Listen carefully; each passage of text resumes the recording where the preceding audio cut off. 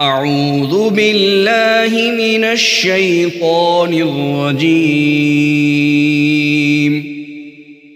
بسم الله الرحمن الرحيم. والفجر وليال عشر والشفع والوتر والليل إذا يسر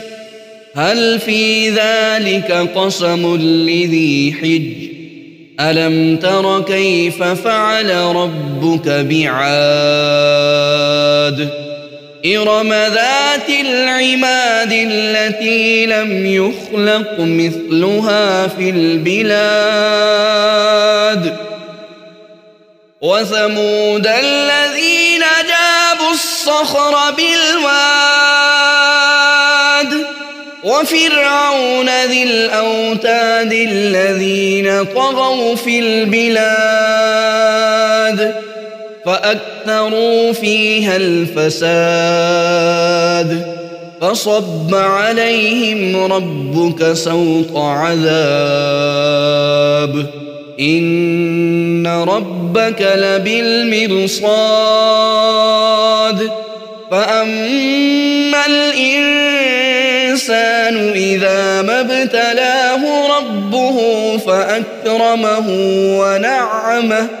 فيقول ربي أكرمن وأما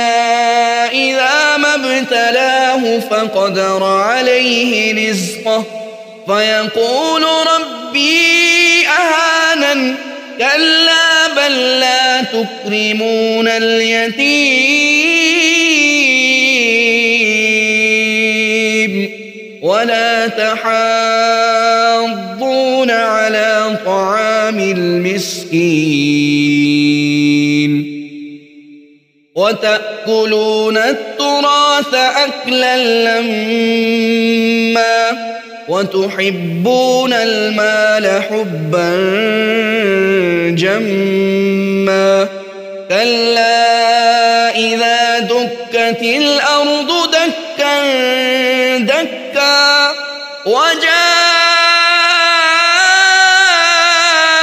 ربك والملك صفا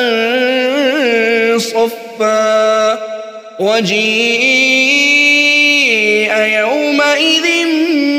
بجهنم يومئذ